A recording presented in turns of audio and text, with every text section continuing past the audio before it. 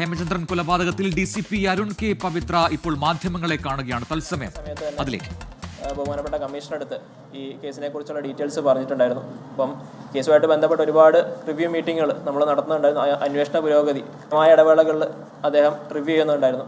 അപ്പോൾ ആ രീതിയിൽ വളരെ സിസ്റ്റമാറ്റിക് ആയിട്ട് നമ്മൾ കാരണം ഒരുപാട് കോൾ ഡീറ്റെയിൽസ്, ഒരുപാട് വ്യക്തികളുടെ സ്റ്റേറ്റ്മെൻറ്റ്, അപ്പോൾ ഇത് വളരെ സിസ്റ്റമാറ്റിക്കായിട്ട് കൃത്യമായിട്ട് രേഖപ്പെടുത്തി സ്ക്വാഡിൽ ഷെയറാണെങ്കിൽ അത് കൃത്യമായിട്ട് ഒരു മാപ്പ് പോലെ തയ്യാറാക്കി ഓരോ വ്യക്തികളുടെ റോള്, അപ്പോൾ ഇതിനകത്ത് ഓരോ പോസിബിലിറ്റീസ് റൂൾ ഔട്ട് ചെയ്യേണ്ടതുണ്ട്, ഓരോ പോസിബിലിറ്റീസ് കൺഫേം ചെയ്യേണ്ടതുണ്ട്. അപ്പോൾ ആ രീതിയിൽ വളരെ സിസ്റ്റമാറ്റിക് ആയിട്ട് ചെയ്തതുകൊണ്ടാണ് നമുക്ക് ഈ പറയുന്ന രീതിയിൽ ഈ ഒരു ലെവലിലേക്ക് നമുക്ക് എത്താൻ സാധിച്ചത്. ഇനി ഈ ബോഡി ഹേമേന്ദ്രൻ്റെ തന്നെയാണ് എന്ന് കൺഫേം ചെയ്യാൻ വേണ്ടി DNA പരിശോധന ആവശ്യമുള്ളതുണ്ട്. അത് ചെയ്തെങ്കിൽ മാത്രമേ നമുക്ക് 100% അതിലേക്കുള്ള കൺഫർമേഷനിലേക്ക് എത്താൻ വേണ്ടി സാധിക്കുകയുള്ളൂ. നിലവിൽ ആ ഫിസിക്കൽ ഫീച്ചേഴ്സും പ്രതികൾ തന്നിട്ടുള്ള കുറ്റസമ്മത മൊഴി പ്രകാരവും സ്ഥലവും എല്ലാ വിവരങ്ങളും പരിശോധിച്ച് നോക്കുന്ന സമയത്ത് ഹേമേന്ദ്രൻ്റെതാണെന്ന് നമുക്ക് ഉറപ്പിക്കാൻ സാധിക്കുന്നത്. പക്ഷേ ഒരു 100% കൺഫർമേഷനിലേക്ക് എത്താൻ വേണ്ടി നമുക്ക് ഈ DNA പരിശോധന കൂടി ആവശ്യമായിട്ടുള്ളതുണ്ട്. ഈ കേസുമായിട്ട് ബന്ധപ്പെട്ട് ഉള്ള മറ്റ് ഇവർക്ക് സഹായം ചെയ്തു കൊടുത്തിട്ടുള്ള മറ്റ് പ്രതികളെയും കൂടി ഇതിന് ശേഷം ഇനി അറസ്റ്റ് ചെയ്യാനും മറ്റും ബാക്കിയുള്ളതുണ്ട്. അത് തുടർന്ന് വരും ദിവസങ്ങളിൽ നടന്നു വരുന്നതായിരിക്കും. ഇത്രയാണ് ഈ കേസുമായിട്ട് ബന്ധപ്പെട്ട് ശാസ്ത്രീയമായിട്ട് കോഴിക്കോട് സിറ്റി പോലീസിലെ ഉദ്യോഗസ്ഥർ കൃത്യമായിട്ടൊരു അന്വേഷണം. കാരണം ബഹുമാനപ്പെട്ട കമ്മീഷണർ ഓരോ മിസ്സിംഗ് കേസിനും കൊടുക്കുന്ന ഒരു ഇമ്പോർട്ടൻസ് വളരെ വലുതാണ്. ഇവിടെ ഏത് മിസ്സിംഗ് കേസ് റിപ്പോർട്ട് ചെയ്ത് കഴിഞ്ഞാലും അതിനൊരു പോസിബിലിറ്റി, അതൊരു മർഡർ ആകാം, അല്ലെ മറ്റെന്തെങ്കിലും ഒരു നെഗറ്റീവ് പോസിബിലിറ്റി ഉണ്ട് എന്നുള്ള ഉദ്ദേശം മുൻനിർത്തിക്കൊണ്ട് ഇവിടെയുള്ള എല്ലാ അന്വേഷണവും മുന്നോട്ട് വന്നു. അതുകൊണ്ട് തന്നെ ഈ കേസിലും ആ രീതിയിലുള്ള ശ്രദ്ധ ഓഫീസേഴ്സിൻ്റെ ഭാഗത്തുനിന്നുള്ളത് ഉണ്ടായിട്ടുണ്ടായിരുന്നു. അപ്പോൾ അതുകൊണ്ട് നമുക്ക് നിലവിൽ ഈ കേസ് ഒരു നല്ല രീതിയിൽ അത് കൺക്ലൂഡ് ചെയ്യാൻ വേണ്ടി സാധിച്ചിട്ടുള്ളതുണ്ട്. Thank you.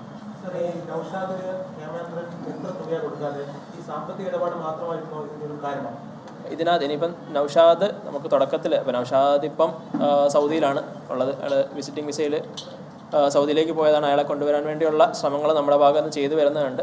അവർ തന്ന മൊഴി പ്രകാരം സാമ്പത്തിക ഇടപാടുമായിട്ട് ബന്ധപ്പെട്ടെന്നുള്ളതാണ് നമുക്ക് മനസ്സിലാക്കാൻ സാധിച്ചത്. അതുപോലെ ഹേമേന്ദ്രന് ഒരുപാട് ഇത്തരത്തിൽ മുമ്പും ഞാൻ ആദ്യം പറഞ്ഞ പോലെ അദ്ദേഹം വീട് വിട്ടു പോയ സമയത്തേക്ക് ഇത്തരത്തിലുള്ള ഇഷ്യൂസ് ഉള്ളതുണ്ടായിരുന്നു. അതുപോലെ തന്നെ ഈ കേസിൽ ഈ ഗുണ്ടൽപേട്ടിലുള്ള ഒരു യുവതി ഉള്ളതുണ്ട്. അവർക്കും ഹേമേന്ദ്രൻ പൈസ കൊടുക്കാനുള്ളതാണ്. അവരും ഈ കേസിൻ്റെ ഭാഗമായിട്ട് വരുന്നതാണ്. നൗഷാദുമായിട്ട് ഈ കേസിൻ്റെ ഇയാളെ തട്ടിക്കൊണ്ടുപോയി എന്ന് പറയപ്പെടുന്ന കാര്യം അറിയാവുന്ന ഒരു വ്യക്തിയാണ്. അപ്പോൾ അങ്ങനെ പല ആൾക്കാർക്ക് ഇയാൾ പൈസ കൊടുക്കാനുള്ളതുണ്ട്. അപ്പം ആ രീതി തന്നെയാണ് നമ്മൾ മനസ്സിലാക്കി. ഇതുവരെയുള്ള അന്വേഷണത്തിൽ നിന്ന് സാമ്പത്തിക ഇടപാടാണ് എന്നുള്ള കാര്യം തന്നെയാണ് നമുക്ക് മനസ്സിലാക്കാൻ വേണ്ടി സാധിച്ചിട്ടുള്ളത്. ജ്യോതിഷൊക്കെ നൗഷാദിൻ്റെ സഹായമാണ്. ജ്യോതിഷ്, അജേഷ്, കാറ് ഇപ്പം റെൻ്റക്കാരാണ്. ഇപ്പം ഡ്രൈവറായിട്ട് സൗദിയിൽ വർക്ക് വിസയിൽ പോയത്.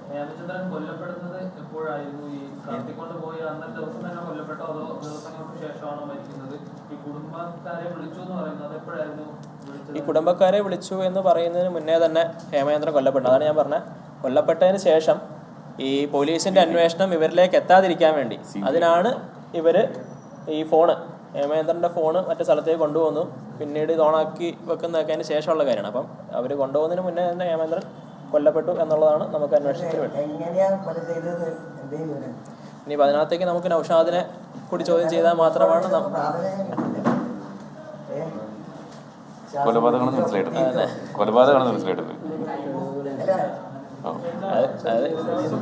PM അതെ കൊലപാതകമാണ് എന്ന് നമുക്ക് വിശ്വസിക്കാൻ പറ്റുന്ന രീതിയിലുള്ള തെളിവുകൾ നമുക്ക് നിലവിൽ കിട്ടിയിട്ടുണ്ട്. ഇനി എങ്ങനെ അല്ല ചേരമ്പാടിയിൽ അവർ ബോഡി ഡിസ്പോസ് ചെയ്യാൻ പോയി എന്നുള്ളത് നമുക്ക് മനസ്സിലായത്.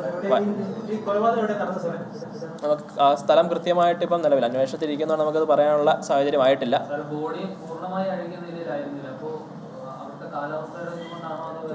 ആ രീതിയിൽ നിന്നുള്ളതാണ് നമുക്ക് പ്രാഥമികമായിട്ട് മനസ്സിലായിട്ടിരിക്കുന്നത്. അവരുള്ള ബന്ധപ്പെട്ട ഫോറൻസിക് വിദഗ്ധരുമായിട്ടൊക്കെ സംസാരിച്ച സമയത്ത് അതാണ് എന്നുള്ളതാണ് ഒരു പ്രിലിമിനറി ഒബ്സർവേഷനായിട്ട് അവർ പറഞ്ഞിരിക്കുന്നത്.